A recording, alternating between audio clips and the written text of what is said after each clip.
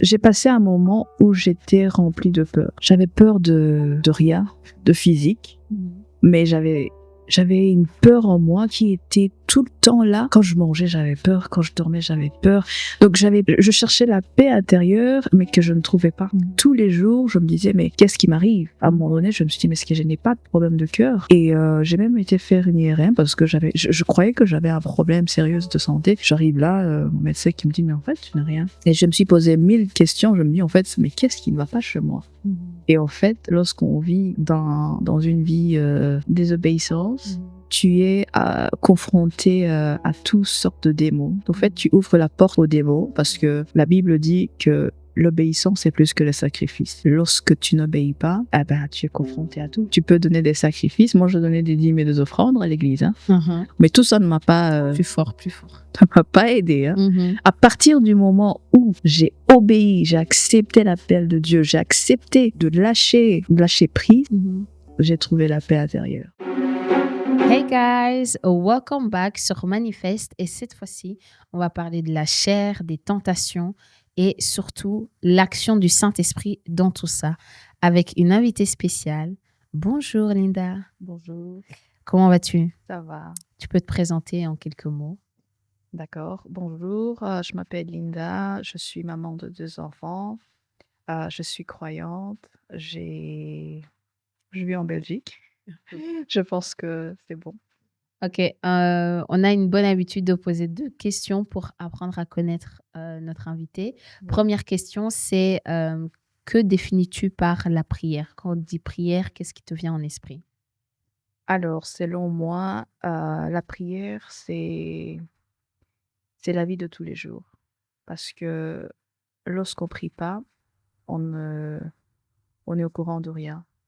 Lorsqu'on veut comprendre la volonté de Dieu, ce que Dieu nous appelle à faire, il faut avoir cette intimité. La prière, en fait, selon moi, c'est l'intimité avec Dieu. Et lorsqu'on a un ami, on doit avoir un moment avec cet ami pour le connaître. Et alors, c'est la voie dans laquelle on approche ou on parle avec Dieu. Ok. Pour toi, la prière, c'est l'intimité avec Dieu. C'est ça. Ok. Je vais te donner 30 secondes et en 30 secondes, tu vas décrire, si on te dit 30 secondes pour décrire Jésus, selon toi. Top chrono. Jésus, c'est mon amour. Jésus, c'est mon sauveur. Jésus, c'est ma vie. Ok, waouh. Ton amour, ton sauveur et ta vie. Oui. Très intéressant, très intéressant. Quand est-ce que tu as connu cet amour, ce sauveur? Alors ça, c'est une question compliquée et vaste pour moi parce que j'ai connu Jésus à travers la famille, les gens qui m'entouraient. J'étais très jeune et je pensais avoir connu Jésus, mais je n'avais pas eu cette intimité avec lui. Donc, je n'avais pas connu ce que c'est le véritable amour de ce qu'on disait. Tu vois, quand on va à l'église, souvent on dit rappelle-toi de ton premier amour. Et moi, chaque fois qu'on priait en disant ça, rappelle-toi de ton premier amour, retournez à ton premier amour, moi, j'avais jamais vécu ça. J'avais l'impression qu'en fait, premier amour avec Jésus, il n'y avait pas la différence pour moi, jusqu'à ce que j'ai vécu cela. Et alors, j'ai connu Jésus très jeune, à mes 16 ans. Mais on va dire, il y a très très peu de temps, on va dire l'année passée, c'est là où j'ai connu le vrai amour avec Jésus. Donc c'est là où je me suis dit, en fait, je veux vraiment approcher de Jésus, je vais savoir ce que c'est le premier amour avec Jésus. Et c'est à ce moment-là, en fait, où j'ai vécu un moment où j'avais non seulement honte de mes péchés, mais je me disais, en fait, comment j'ai vécu tout ça en train de me mentir et mentir à Jésus, parce que j'avais jamais connu ce que c'est le vrai amour. Je sais pas si tu comprends ce que je veux dire. Le vrai amour? Oui, en fait, j'avais l'impression que tout ce que j'ai vécu avec Jésus, c'était comme si j'étais une femme infidèle. Oh! Voilà, oui. Donc, parce que j'aimais Jésus, mais je faisais tout ce qui ne plaisait pas à Jésus. Parce que la Bible dit, si vous m'aimez, je sais pas comment on dit ça, mais garder mes Mes paroles. commandements, Voilà, oui. oui. Ceux Donc, qui m'aiment gardent mes commandements en eux. c'est ça, oui. Mhm. Donc, moi, j'avais pas ça. J'aimais Dieu, mais j'aimais aussi le monde. Mais du coup, c'est la loyauté et la fidélité qui manquaient, en fait. Oui, j'étais une femme infidèle. Et alors, à partir du moment où j'ai découvert le vrai amour avec Jésus, je me suis dit, en fait, Mais ça, il faut avoir un grand niveau d'honnêteté avec soi-même oui, pour arriver au point de se dire, ah, en fait, je suis oui. pas très fidèle dans cette relation. C'était un moment où à chaque fois que je parlais de moi-même, je pleurais parce que j'avais l'impression que j'avais vécu une vie de mensonges pendant très, très longtemps. Et pourquoi ça? Parce que de ce que tu me racontes, tu aimais le Seigneur. Mhm. Tu aimais le Seigneur et du coup, je déduis que tu servais le Seigneur Oui. aussi. Mais du coup, quel est ce parallèle entre le moment où tu aimes le Seigneur et tu le sers et le moment où en fait tu te rends compte que non, je suis dans l'infidélité? Qu'est-ce qui se passe entre ce pont-là? Alors, c'est comme si, en fait, tu as un ami que tu marches avec tous les jours, tu vas à l'école tous les jours, mais tu lui dis jamais ce qui se passe à l'intérieur de toi. Tu ne l'as jamais ouvert ta chambre de ta maison. Tu le vois seulement pour des bons moments au restaurant, mais lorsque il y a des choses, lorsque le monde s'acharne sur toi, c'est là où tu t'enfermes contre ton ami. Et alors, c'est ce que j'ai vécu avec Jésus. Je l'avais jamais ouvert mon cœur à 100%. Et à partir du moment où je lui dis, je vais vivre le premier amour avec toi, c'est là où j'ai senti alors la différence. Wow. Et c'est à ce moment-là que je me suis rendu compte de ce que je dis, en fait. Je me suis dit, en fait, j'ai été infidèle.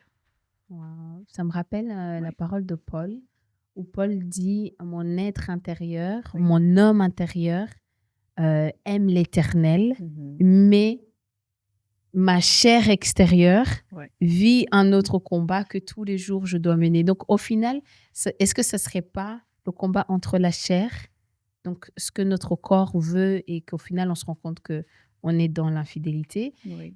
et l'esprit, ce que notre esprit aimerait arriver à atteindre cet amour-là. C'est exactement ça. Wow. Et comment d'abord détecter qu'on est dans ce combat-là? Parce que moi, je peux servir. Parce que tu as dit, tu t'es baptisé. Donc, tu as reçu le Seigneur à 16 ans. Oui. Et c'est l'année passée Oui. que tu dis, OK, j'ai vraiment compris ce que c'est un premier amour. Mhm. Tout ce cheminement. Qu'est-ce qui se passe là? Oui, comme je disais, j'ai marché avec le Seigneur, mais à mes conditions. Ah. Donc, je n'ai jamais laissé Jésus prendre le contrôle de ma vie. Donc, c'était à mes conditions, à ma façon, et comme je le veux, et comme je le sens. Uh-huh. Et alors, comme il est fidèle, et comme c'est un Dieu libre, qui nous laisse le libre choix, il m'a jamais obligé de faire des choses selon lui. Il m'a vraiment laissé nager dans mes péchés, de faire... enfin, j'étais une manipulatrice spirituelle, si je peux dire ça comme ça. Ah. Désolée pour le mot, tu mais utilises des grands termes. ben, c'est ça, parce qu'en fait, c'est ce que j'ai compris. C'est pour cela qu'à chaque fois que je priais, je me rendais compte, au fait, que c'est tout ce que j'ai vécu toutes ces années. Et c'est ça qui me... C'est pour cela, en fait, à chaque fois que je pensais à tout ça, je fondais en larmes. Et jusqu'à ce que j'ai parlé à Dieu, je dis, Seigneur, je veux que tu puisses alors m'aider à surmonter ça, parce que je me sentais coupable, mais coupable à tout le niveau. J'avais pas, comme on dit en droit, il y avait pas d'article qui défendait pour dans ce que je vivais à ce moment-là. Donc je me suis dit, Seigneur, comment est-ce que je vais m'en sortir de tout ça?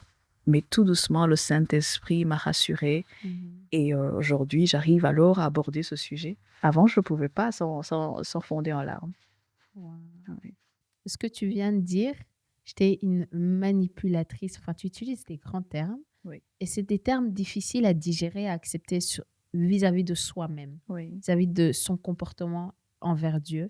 Et ça me rappelle Galates 5, 19 à 21. Oui. Quand on lit ces versets, c'est des mots crus. C'est des mots crus. Oui. Et tu dis, mais avant de lire ces versets, tu dis, moi, je suis chrétien. Moi, je vis bien ma marche avec Dieu. Ouais. Mais après les avoir lus, en fait, soit tu es honnête avec toi-même comme tu l'as été, et tu dis, OK, non, il y a du travail à faire, soit on reste aussi dans le déni. Mais Galates 5, 18 à 21 nous dit, or, les œuvres de la chair. En fait, dans ce que tu dis, la chair et l'esprit revient beaucoup. Oui. Le combat entre la chair et l'esprit C'est ça. revient beaucoup. Sont l'impudicité, l'impureté, la dissolution, l'idolâtrie, la magie, les inimités. Et puis là, on se dit, bah, ça, c'est des grands péchés. Moi, je ne suis pas dans ça.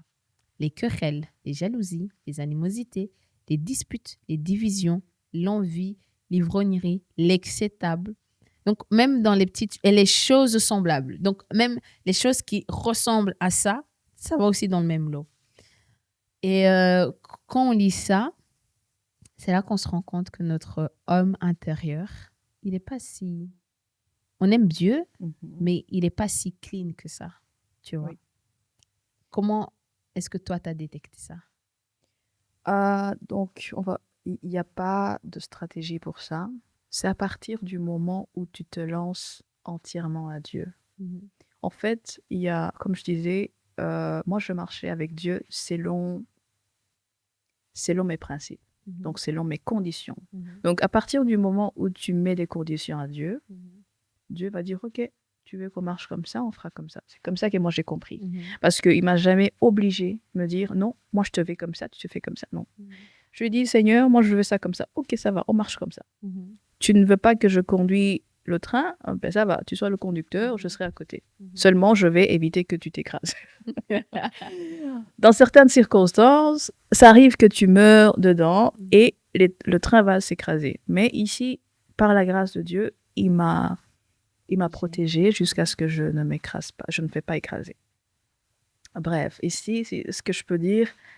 Comme la parole de Dieu nous dit, je pense, c'est Jésus qui disait ça à ses disciples, que le royaume de Dieu appartient à ceux qui ont le cœur comme un enfant, comme un petit enfant. Donc, quand tu regardes un enfant l'enfant est toujours authentique dans ce qu'il dit. L'enfant, s'il ne t'aime pas, il va te dire « je ne t'aime pas ». Donc, en fait, c'est avec cette honnêteté qu'on avait besoin pour pouvoir atteindre le niveau spirituel que Dieu nous appelle à vivre. Je n'ai rien fait de spécial. J'ai juste accepté de mourir sur moi-même. Il y a un pasteur qui dit qu'on doit mourir sur soi-même pour que tu vois la manifestation de Dieu dans ta vie.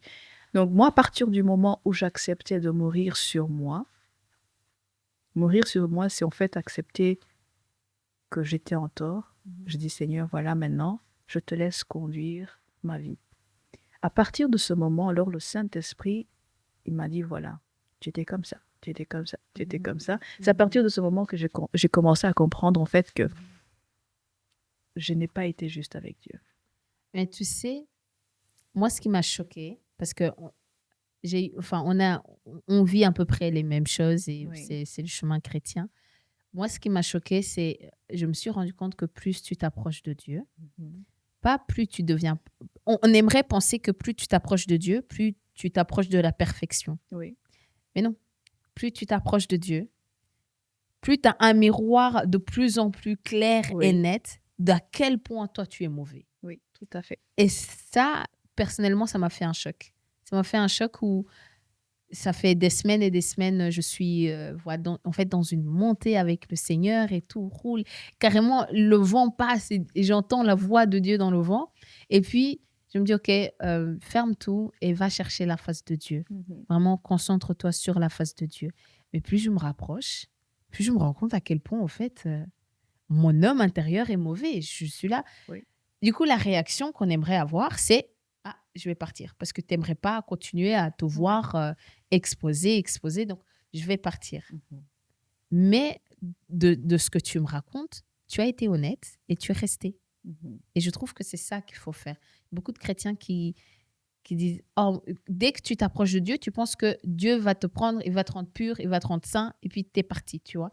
Mais il y a tout un processus où, d'abord, il te fait face à toi-même. Tu acceptes la réalité que tu es un être humain, tu as tu as la nature pécheresse en toi. Mhm. Et quand tu arrives à là, si tu n'as pas les épaules pour accepter, c'est là que beaucoup font demi-tour. Bon, pour ajouter pour ajouter de ce que tu viens de dire, je pense que je pense que Dieu, pour que tu puisses arriver à ce niveau avec Dieu, Dieu te laisse d'abord ramasser tous les murs. C'est vrai. Tu vois? Donc, en fait, à partir du moment où tu ne te dis pas, j'en ai marre, je vais lever les bras pour que Dieu puisse prendre le contrôle, tu n'es pas encore prête. Donc, en fait, lorsque Dieu te cherche, il va te laisser affronter tout ce que tu ne veux pas faire face. Jusqu'à ce que tu vas te rendre compte que tu as besoin de lui plus que toute autre chose. À partir du moment où tu vas lâcher la balle et dire, voilà Seigneur, je laisse tout dans tes mains, tu n'es pas encore prête. C'est difficile de dépendre de Dieu, surtout dans une société où on nous apprend et on nous nourrit l'indépendance et l'autocentrisme. Est-ce que ça se dit l'autocentrisme? Oui. Être autocentré sur soi-même. Revenir et me dire mon identité, je dois être une personne qui dépend, mais totalement de Dieu, c'est compliqué. Je pense que Dieu est puissant. Pas que je pense, je sais que Dieu... Amen, amen. Dieu est très puissant. Et je ne sais pas comment on dit ça en français, mais il y a un chante qui a dit une fois que lorsque Dieu veut gagner ton âme, il va te faire perdre tout ce que tu as pour que tu puisses toi-même revenir vers lui. Je ne sais pas si ça a du sens, mais à partir du moment où Dieu voit en toi qu'il a créé, il a mis quelque chose en toi et tu dois aider quelques personnes, il va te laisser te tourner autour jusqu'à ce que tu vas dire, bon, il faut que je sorte de ce rond-point. Mais par où je vais passer? Ça, c'était difficile. Il n'y a que lui. Personnellement, moi, ça, c'était difficile. Surtout quand tu sais pertinemment ce que Dieu veut, là où Dieu veut que tu ailles, la position que Dieu veut que tu prennes. Mais tu es tellement obstiné et dans ton indépendance et tu dis, c'est comme tu as dit, c'est à ma façon, c'est dans mes règles. Tu es là, mais je conduis. En fait, un jour, je me suis réveillée et on a une façon de travailler dans la vie où matin, tu es à l'école, et puis le travail, et puis le service pour Dieu, et puis cela, et puis tu vas dormir. Tu as donné tellement d'énergie, mais il n'y a rien de concret. C'est comme si tout te file entre les mains. Et Jean 15 est revenu en moi qui dit demeurez en moi et je demeure en vous. Une branche qui n'est pas attachée à l'arbre, elle ne subsiste pas. Non, du tout. Elle ne subsiste pas. Et j'avais l'impression d'être comme cette branche tellement asséchée et pourtant, je servais Dieu. Et pourtant, mais c'était selon mes règles. Donc, comme tu as dit, Dieu va te laisser. Dans son amour, il va te laisser. Tu vas y aller, tu vas tourner en rond, mais tu sentiras comme une sorte de fatigue, comme un épuisement. Enfin, j'aimerais l'appeler comme les chrétiens, on vit des burn-out chrétiens spirituels et on ne s'en rend pas compte. Mais c'est parce que, comme tu dis, on n'a pas cette dépendance totale à Dieu. C'est dommage, parce que c'est ce qu'on a besoin. Moi, à partir du moment où j'ai tout lâché, donc j'ai lâché prise en fait, c'est ça le mot, j'ai lâché prise, et à partir du moment où j'ai lâché prise, j'ai passé un moment où j'étais remplie de peur. Mais de peur de quoi? J'avais peur de rien, de physique, mais j'avais une peur en moi qui était tout le temps là. Quand je mangeais, j'avais peur. Quand je dormais, j'avais peur. Donc, je cherchais la paix intérieure, mais que je ne trouvais pas. Tous les jours, je me disais, mais qu'est-ce qui m'arrive? À un moment donné, je me suis dit, mais est-ce que je n'ai pas de problème de cœur? Et j'ai même été faire une IRM parce que je croyais que j'avais un problème sérieux de santé. J'arrive là, mon médecin qui me dit, mais en fait, tu n'as rien. Et je me suis posé 1000 questions. Je me dis, en fait, mais qu'est-ce qui ne va pas chez moi? Et en fait, lorsqu'on vit dans une vie, comment dire, désobéissance, tu es confronté à toutes sortes de démons. En fait, tu ouvres la porte aux démons parce que la Bible dit que l'obéissance est plus que le sacrifice. Amen. Lorsque tu n'obéis pas, tu es confronté à tout. Tu peux donner des sacrifices. Moi, je donnais des dîmes et des offrandes à l'église. Mais tout ça ne m'a pas, Plus fort. ne m'a pas aidé.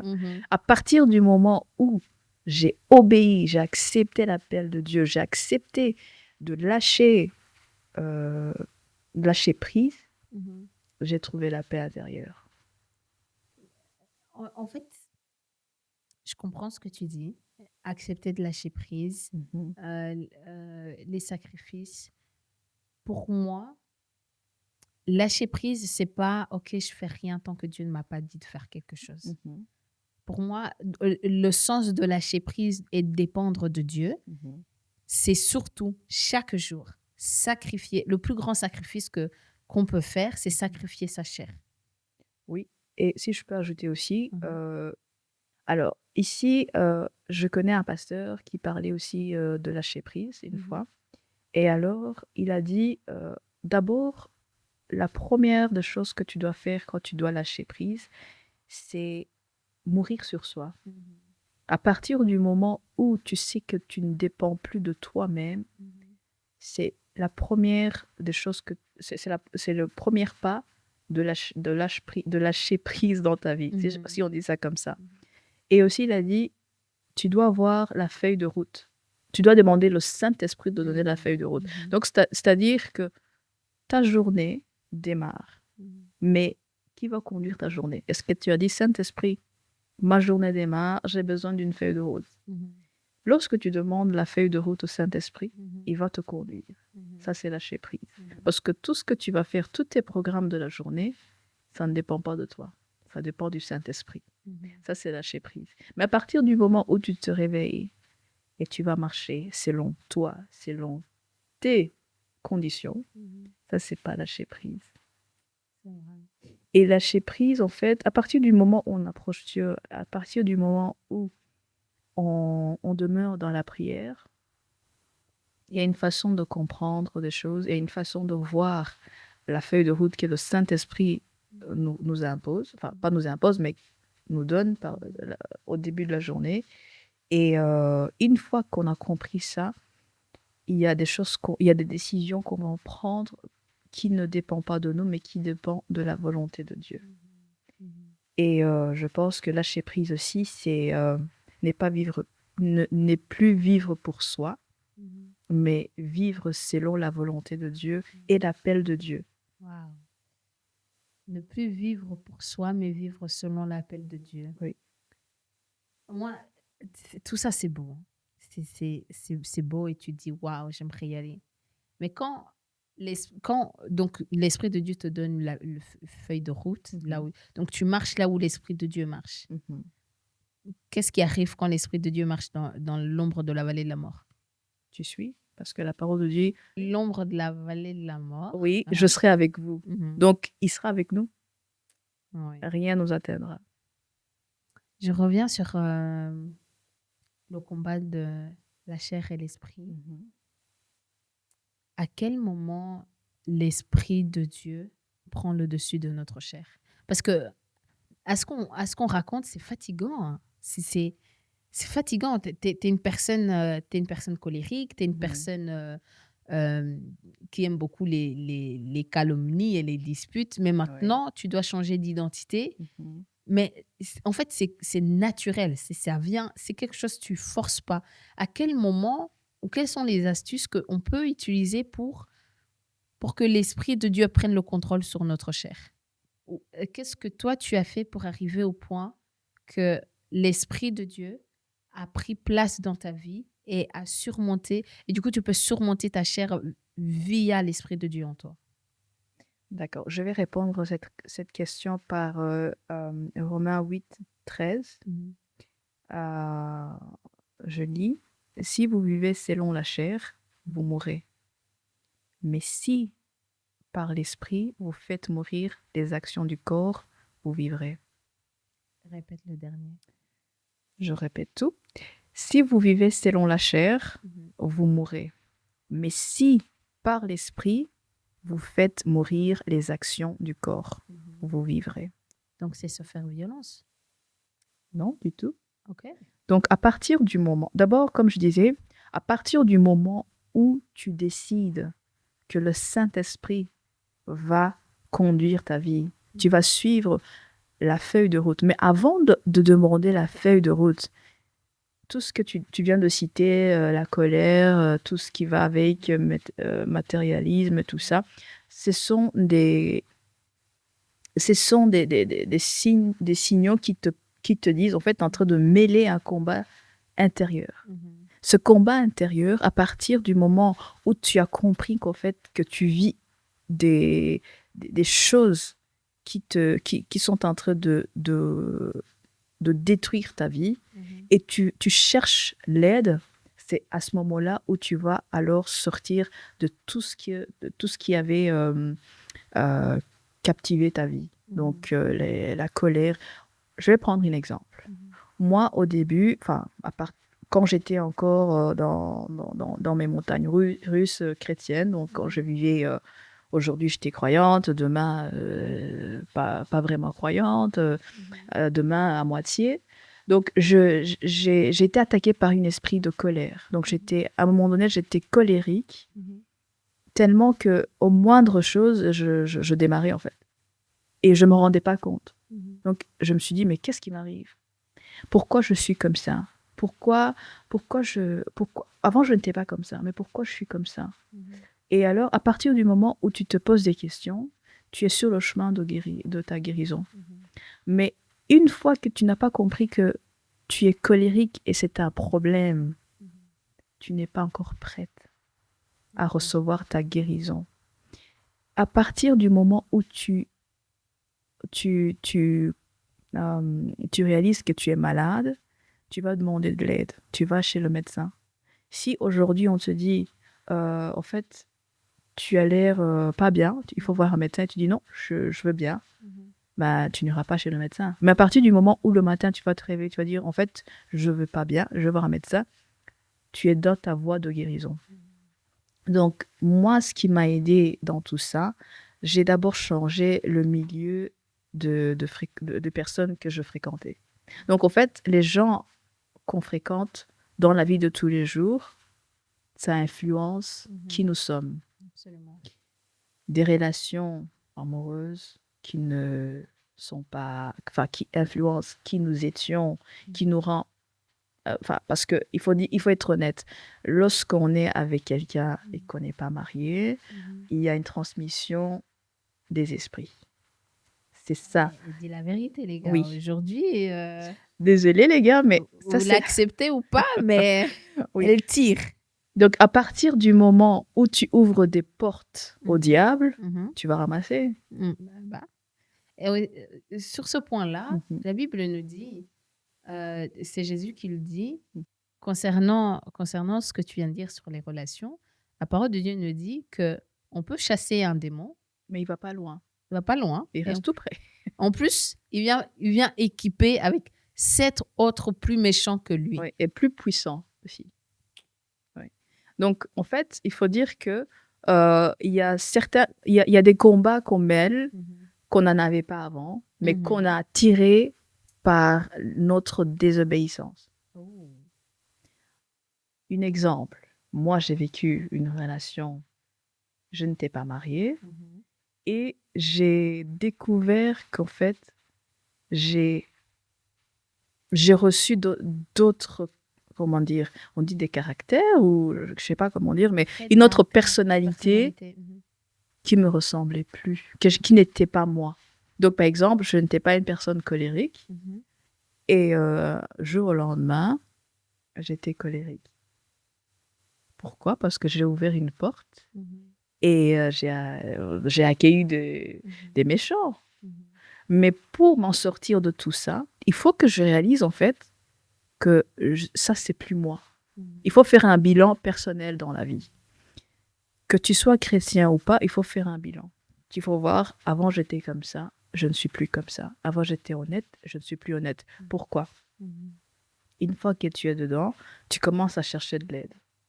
Et comment on va un peu s'attarder dessus parce que j'aime beaucoup ton honnêteté vis-à-vis de toi-même et des situations.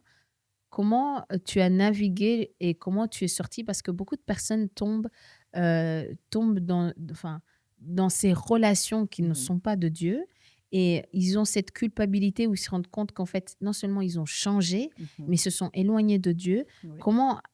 Comment faire un demi-tour et revenir? Comment est-ce que tu as fait? Donc, la première des choses, le diable va te montrer tout ce qui ne va pas chez toi. Et son travail, ce que le diable vient faire, c'est nous rendre coupables de ce que nous avons fait. Et à partir du moment où tu laisses le diable te convaincre que tu es coupable, tu vas jamais t'en sortir. Alors que Jésus n'aime pas le péché, mais aime le pécheur. Et à partir du moment où tu vas vers Dieu en tant que Père, il va pas te juger de ce que tu as fait. Il va te dire, je te pardonne. Viens. Mais le diable, ce qu'il va faire, il va dire, mais comment est-ce que tu vas à l'église alors que tu as passé la nuit en boîte de nuit? Et c'est ça, en fait, c'est cette culpabilité qui va t'éloigner de Dieu.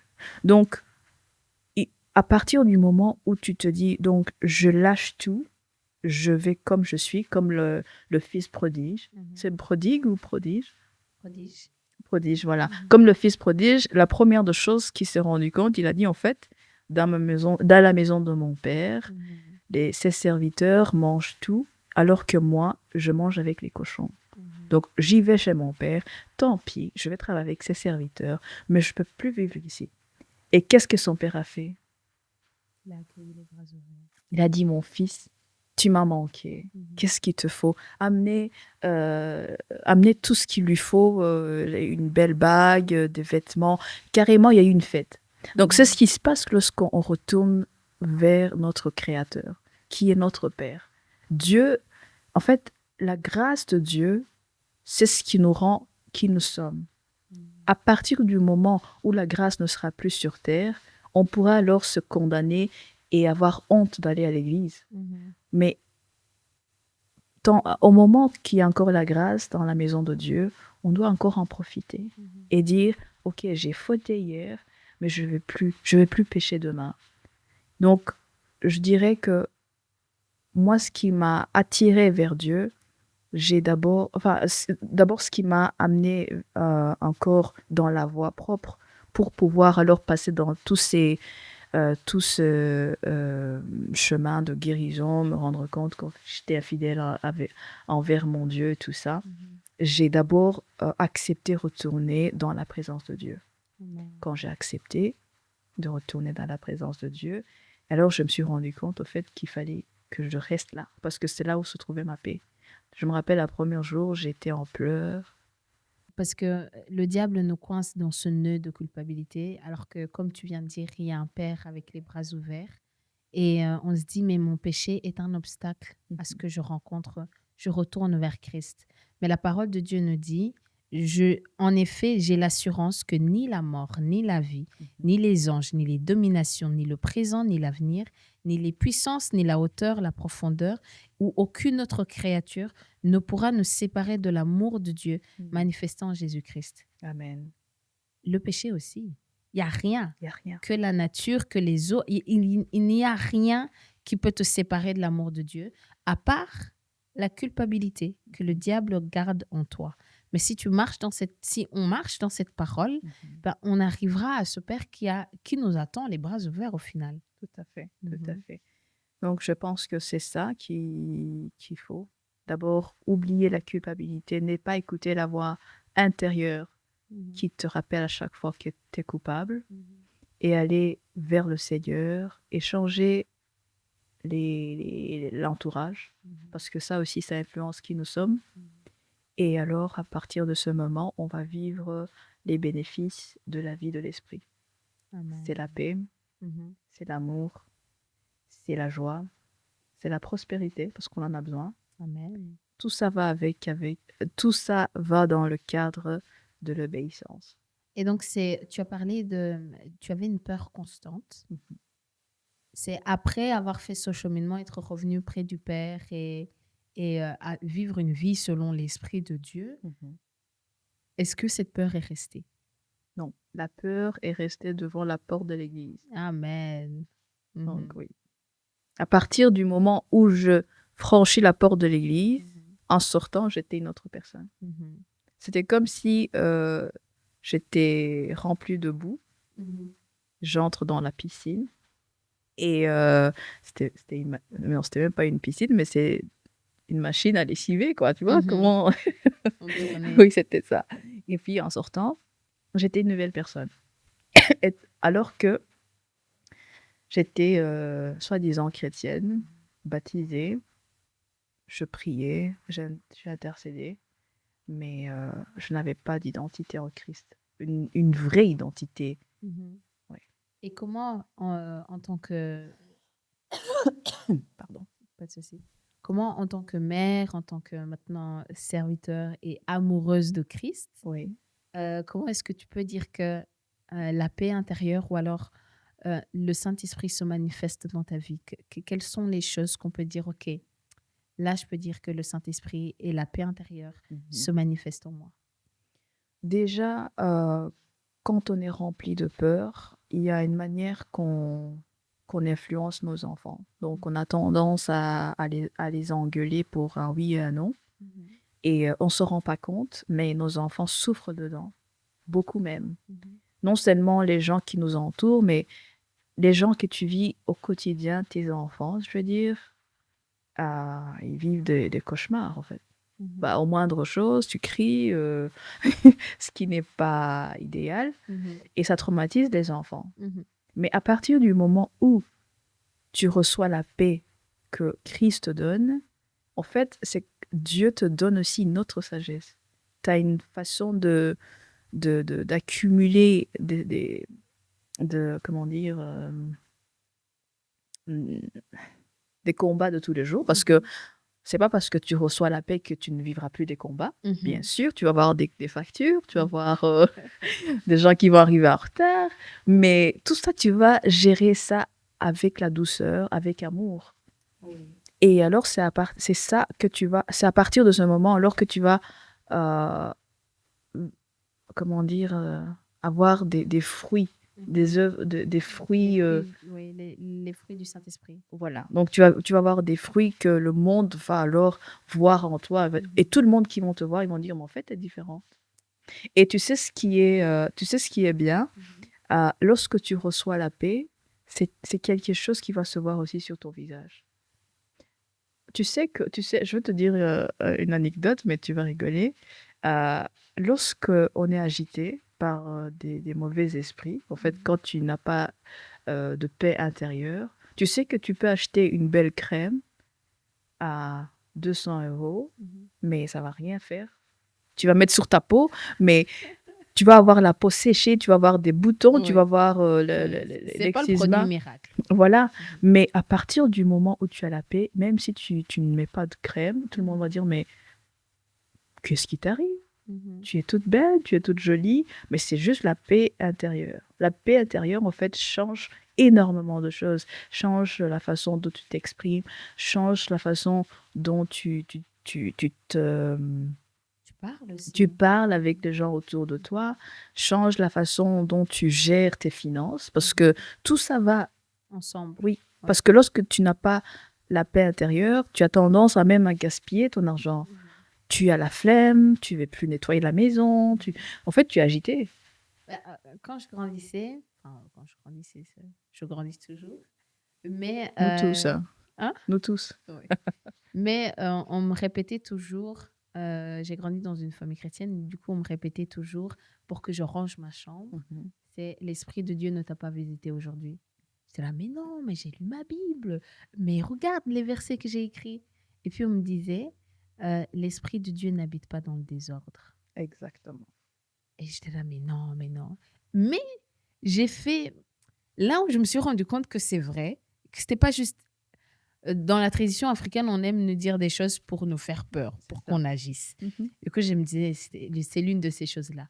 Mais je me rappelle qu'à une veillée, je suis partie à une veillée, je suis retournée le lendemain et voilà, c'était le bordel qui était là. Oui, J'étais dérangée. J'étais dérangée par ça. c'est très bien. Et du coup, ça revient à ce que tu dis. Oui.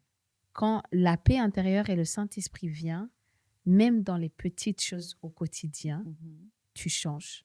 Tu changes, oui. Je vais te donner aussi un exemple qui me concerne directement. Je me rappelle avant, quand j'étais agitée comme ça, je dormais sans faire la vaisselle. Ça me dérangeait pas. Alors, pas du tout, parce que j'avais la flemme, j'avais envie de rien faire, en fait. J'étais vraiment agitée dans mes trucs. Et pour moi, c'était normal, parce que voilà, j'avais des excuses. Tu sais, quand le diable est en train d'écraser ou de t'oppresser, tu as toujours des excuses à ce qui t'arrive, alors qu'il n'y a pas d'excuses, Et en des fait. excuses, quand tu les dis, c'est valable à ce Oui, moment-là. hein, oui. Parce qu'en fait, moi, c'était quoi? Ben, je travaille 40 heures semaine. Je dois prendre soin de mes enfants, je dois chercher mes enfants à la crèche, à l'école, je dois faire la vaisselle, je dois faire à manger, je dois les aider à faire le devoir.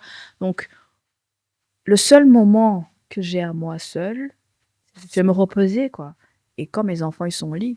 Bon, en fait, quand tu regardes, pendant que mes enfants vont dormir, 10 minutes pour faire ta vaisselle, j'en avais pas, hein. Donc, je m'allongeais dans le canapé, je m'endormais tellement que j'étais KO. Mais comment après j'ai pu changer tout ça alors que j'étais la même personne, c'est la même maison, c'est les mêmes heures. Tu te dis, mais en fait, j'avais des excuses, mais des excuses qui ne valaient pas, enfin, qui n'étaient pas normalement des excuses, que je devrais alors chercher qu'est-ce qui n'allait pas chez moi. Et oui, et maintenant, je ne peux pas dormir avec la vaisselle dans mon évier. C'est impossible. Et pourtant, c'est toujours les mêmes paramètres. Exactement. Donc, en fait, la paix change tout, des petites choses, comme tu dis. Le Saint-Esprit. Ça me rappelle la parole que j'ai longtemps pas... Je comprenais pas trop qui disait. C'est Jésus qui dit porter mon joug, il est plus facile à porter. J'étais là, mais un joug, ça reste difficile. Mais avec l'aide du Saint-Esprit, les choses qui étaient tellement mécaniques, mais je le redis et je le redirai encore, les choses qui étaient tellement mécaniques deviennent automatiques pour nous, deviennent faciles. Et ça se montre dans ma vie de jeune estudiantine, comme ça peut être possible dans ta vie de maman, de travailleuse. Donc, comme quoi, on a le même Saint-Esprit, quoi. Oui. Et aussi, une autre chose, quand on a la paix intérieure, quand on a le Saint-Esprit, moi, j'ai oublié à mentionner une chose très importante qui a changé dans ma vie à partir du moment où j'ai vécu alors cette paix intérieure et recevoir le Saint-Esprit de nouveau et vivre selon la volonté parfaite de Dieu, parce que je ne vivais pas la volonté parfaite de Dieu. Tu sais, j'étais dans ma chambre. Et je suis une personne qui aime trop changer les positions de son lit dans sa chambre. Je ne sais pas pour les autres, mais moi, c'est une obsession. Et en fait, je me suis rendu compte, en fait, c'était aussi un des signaux d'une personne qui n'a pas de paix. Parce qu'il n'y a rien qui me satisfaisait à ce moment-là. Donc, à ce moment-là, j'étais dans ma chambre et j'ai entendu une voix intérieure qui me disait: et si tu bougeais ton armoire qui est en face de ton lit, tu le mettais de l'autre côté et tu vas chez Ikea, tu vas chercher... j'avais déjà des idées de tapis que je dois décorer et alors je dois avoir un auteur dans ma chambre de prière. L'auteur sur laquelle je vais prier. Donc j'avais vraiment... j'avais en tête le tapis j'avais une image de tapis que je devrais acheter, mais je ne savais pas exactement la couleur et tout ça. Il fallait que j'aille là-bas pour acheter tout ça. Donc, je me suis levée. J'ai bougé l'armoire comme j'avais reçu l'instruction à l'intérieur. Et ensuite, j'ai été au magasin, j'ai acheté ce qu'il fallait. Et bizarrement, je trouvais un tapis avec les formes de croix dessus. Oui. Et donc, je suis venue, j'ai décoré l'emplacement. Et j'ai mis donc la table, l'endroit où je dois mettre la Bible. Et j'ai commandé un truc, comment on appelle ça, une sorte de décoration avec un verset biblique. Comment dire ça? C'est en Ésaïe 41:10. Je sais pas comment on dit ça en français. N'aie pas peur, car je suis moi-même avec toi. Oui. Ne promène pas de regard inquiet, car je suis ton Dieu, je te fortifie, je viens à ton secours, je te soutiens par ma main droite, la main de la justice. Amen, c'est ça. Amen. Donc, c'est ça qui est sur ma table. Et j'ai commencé alors à avoir des moments de prière. Je me levais de temps en temps la nuit. C'est pas tous les jours facile, il faut être honnête. Je me levais, je priais. De temps en temps, la journée, j'allais sur mon auteur, je m'asseyais là-dessus, je priais. Et alors, je me suis rendu compte, au fait, que lorsque on accepte la volonté de Dieu, on commence à avoir des idées claires. On commence à comprendre des choses maintenant. Et puis, j'étais aussi une esclave de comment dire ça? Quand tu demandes à chaque fois qu'on prie pour toi et toi, tu veux pas prier pour toi-même. J'étais esclave de ça à chaque fois. Non, désolée, on va continuer encore un peu. J'avais besoin de ça. Non, Ouais. reviens sur ce dernier point Oui. que tu t'es rendu compte, esclave de quoi? Détail. En fait, je suis devenue une esclave de manque de prière des autres. J'avais l'impression qu'en fait, moi, je priais pas assez bien. Et alors, il me fallait des prophètes, il me fallait des gens qui priaient plus que moi. C'est bien de demander à un pasteur de prier pour toi, mais quelle est ton intimité avec Dieu? Et je me suis rendu compte, en fait, à partir du moment où moi, j'ai commencé à avoir cette intimité, je suis devenue différente. J'avais plus besoin de ça. En fait, moi, j'ai commencé alors à intercéder pour les autres. Et tu vois, tout ce que le diable nous vole, il nous empêche de percer dans une autre atmosphère, oui. Et cette dimension, on en a besoin. Et aussi, il n'y a personne d'autre qui va percer cette dimension pour toi. Du tout. Il y a une tendance que ce soit sur TikTok, que ce soit sur les réseaux sociaux, que ce soit à l'ancienne via WhatsApp, où on dit, on peut envoyer des sujets de prière pour qu'on prie pour nous, oui. Mais personne ne va percer le ciel pour toi que toi-même. Parce que la parole de Dieu nous dit, ferme la porte de ta chambre, va dans un lieu secret et prie. C'est pas le prophète qui va aller dans un lieu secret pour nous tous, c'est tu vas dans un lieu secret pour rencontrer ton Père. Et ça, ce que tu viens de dire, c'est un problème mais qui nous touche tous les jours et on devient handicap de ça sans s'en rendre compte. Hein. Oui. Et ça devient de la dépendance affective. Tout à fait, tout à fait. Tu es tout le temps, en fait, en demande. Et au moindre chose, tu as un enfant malade, je dois appeler quelqu'un qu'on puisse prier pour moi. Et au fait, il y a des fois où tu te dis, mais en fait, qu'est-ce qui va se passer si le pasteur ne va pas décrocher?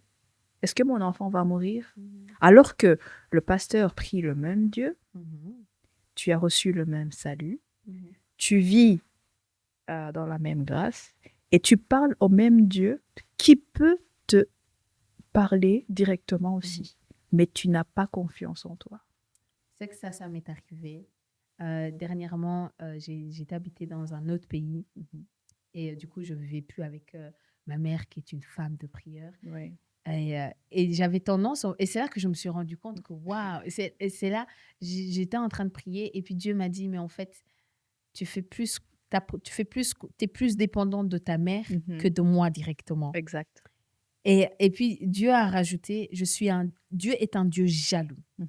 Il va tout faire pour que tu crées cette intimité avec lui. Amen. Quitte à enlever ces personnes. J'ai dit, Seigneur, je ne veux pas que le prix, ça soit ma mère. Parce que je me rendais compte que je priais et j'avais des combats, comme tu dis, les combats de la chair, les combats spirituels, les combats de tous les jours. Et j'avais l'impression que si je n'ai pas partagé ces combats-là avec elle pour qu'elle fasse la prière finale pour moi, c'est comme si ce que j'avais prié n'avait pas de pouvoir, n'avait pas de puissance. Oui. Et c'est là que la foi rentre en jeu. En fait, c'est une des stratégies du diable. C'est pour te dire, en fait, tu n'es pas assez forte. Voilà. Tu as besoin de telle personne. Pour qu'en fait, à chaque fois, tu es dépendant, mais tu te mets aussi en doute. Et la Bible dit, lorsque tu pries, tu dois avoir foi que tout ce que tu as demandé a été exaucé. Mais comment est-ce que ta prière va être exaucée si tu es en doute de toi-même? Moi, la réponse que je donnerais à une personne qui se pose cette question, c'est, il y a un verset qui dit l'Esprit de Dieu intercède pour nous, Abba Père, Abba Père. Oui. Et en fait, ce qu'on fait, c'est qu'on remplace ces pasteurs, ces prophètes et ces personnes qu'on pense que leurs prières ont plus d'impact que la nôtre par l'Esprit de Dieu. Donc, des fois, on n'a pas les mots. Des fois, on n'a même pas cette foi qui est assez suffisante pour proclamer la prière. Mais juste prendre un moment de louange et dire « Saint-Esprit, intercède pour moi. Mets les paroles de prière dans ma bouche. » Et puis, l'Esprit de Dieu qui intercède pour toi, il te mettra les sujets de prière et les mots exacts à prier. Et à la fin de ta prière, je ne sais pas si toi ça t'arrive, mais à la fin de mes prières, des fois, je me dis, mais c'est qui a parlé? Parce que j'avais pas ces mots en moi, tu vois. Donc, le truc et astuce que je donnerais à ces personnes qui pensent que leurs prières n'ont pas assez d'impact et de pouvoir et qui doutent d'eux, c'est au lieu de remplacer des personnes physiques par l'Esprit de Dieu, contacte l'Esprit de Dieu. Elle a commencé en disant, l'Esprit de Dieu te donnera une feuille de route. Même quand tu vas prier, même dans ce lieu secret, l'Esprit de Dieu mettra les paroles nécessaires dans ton cœur pour prier. Mais tu sais, moi, j'ai vu que la plupart des gens chrétiens, parce que comme je disais, moi je suis restée 15 ans chrétienne, mais infidèle, comme je l'appelais. Et deux fois, on a tendance à prier comme on a appris, comme on a entendu quelqu'un prier. Et ce qui est marrant et ce qui est bien, moi, ce que j'ai trouvé, c'est lorsque tu as cette intimité avec le Saint-Esprit, on n'a pas besoin d'impressionner Dieu. Non. Il y a des gens qui prient en disant « Notre Père qui es aux cieux, le grand... comment on dit ça? Le Dieu de tout-puissant, de ciel, la terre. » En fait, tu as l'impression que tu es en train de dire, comment dire, de citer un poème. Alors que ce que Dieu a besoin, c'est parler avec ton cœur. Moi, la première des choses que j'ai fait, c'était, j'ai dit à Dieu, j'ai dit, Seigneur, voilà, moi j'ai appris à prier parce que j'ai entendu telle personne dire ça, et j'ai rassemblé leurs mots, j'ai créé mes propres trucs. Maintenant, Saint-Esprit, apprends-moi à prier. Le Saint-Esprit m'a appris à prier, mes mots, ma façon, et à chaque fois que je priais, je sentais quand même ma peau, comment dire, la chair de poule partout. Hein. C'est comme si on m'a renversé l'eau froide. Je sentais qu'en fait, je parlais directement à Dieu. C'était pas pour impressionner Dieu. On n'impressionne pas Dieu. Dieu n'est pas impressionné de ce qu'on dit. Dieu, il est impressionné par notre foi. La foi et le cœur aussi. Parce que la Bible dit, le cœur est un traître. Oh! Oui. Ok. C'est ce qui est écrit. Je pense que je te trouverai le verset, mais la Bible nous dit que le cœur est un traître. On doit demander un discernement du Saint-Esprit. Il faut avoir la foi. Et Dieu est impressionné par la foi. Donc, en fait, tu dois avoir la foi qui va qui va bouger des montagnes, comme Jésus l'a dit. C'est la foi qui doit bouger la montagne. C'est pas le cœur qui va bouger les montagnes.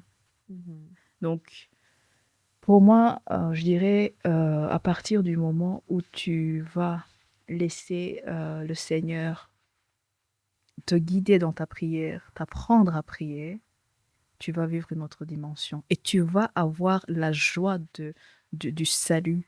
Tu vas avoir la joie de la prière. Moi, je me disais, mais comment les gens restent 1 heure, 2 heures, 72 heures dans la prière? Pour moi, c'était impossible.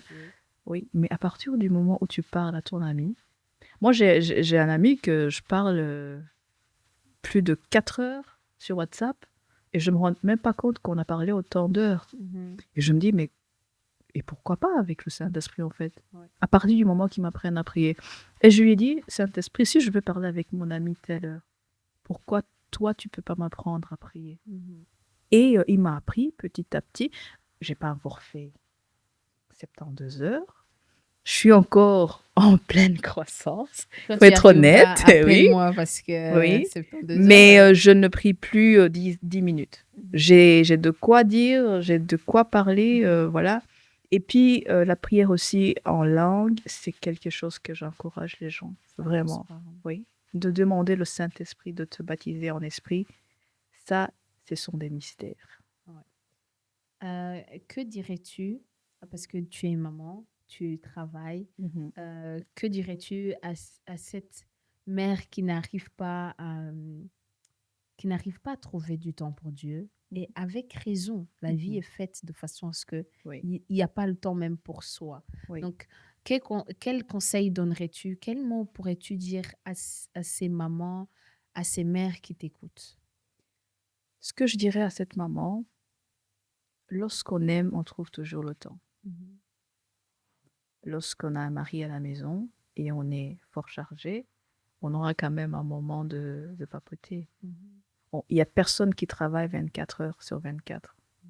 Donc, quel que soit le temps que tu trouves, si tu es fort chargé, le matin, la première des choses que tu dois faire, c'est te réveiller un peu plus tôt et commencer ta journée avec Dieu. Ça, c'est la clé. Et si tu n'y arrives pas, même au travail, tout le monde a un temps de midi. Quelle que soit ta pause, tu as un temps de midi. Tu peux sacrifier ton temps de midi pour Dieu. Parce que lorsque tu seras sur un lit à l'hôpital, tout ce que tu fais va s'arrêter. Mais lorsque tu parles à ton Créateur, pourquoi tu n'as pas le temps? Alors que celui qui nous donne la grâce de voir ce matin, la grâce de voir la journée, la grâce de voir nos enfants encore marcher. Si aujourd'hui on t'appelle, va à l'hôpital parce que ton enfant doit être hospitalisé, tu vas demander congé au travail. Pourquoi ne pas avoir du temps pour Dieu? En fait, quand tu aimes quelqu'un, tu trouveras le temps pour cette personne. Il ne faut pas, on va dire, cette maman n'a pas besoin de 4 heures dans la présence de Dieu. Quel que soit le temps qu'elle a, Dieu va voir son temps avec lui précieuse. C'est juste avoir la discipline de la vie. Parce que cette maman qui est occupée comme ça, je parie que si tu regardes à son téléphone, il y a quand même une amie à elle qu'elle raconte sa journée, des choses qui ne vont pas. Mais avant de parler à cette amie, parle à Dieu avant. Wow. En tout cas, merci beaucoup d'être venu. C'était une discussion enrichissante pour moi. Amen. Et j'espère que vous avez aussi été édifiés. Amen. Elle encourage beaucoup les mamans. En tout cas, merci d'être venu, d'avoir discuté avec nous sur le Saint-Esprit, le combat de la chair. Et surtout, moi, de ce que je retiens, c'est se laisser conduire par l'Esprit de Dieu. C'est la clé. Ouais. Donc, merci beaucoup. On se retrouve dans d'autres épisodes pour d'autres sujets tout aussi intéressants. Stay blissful, guys.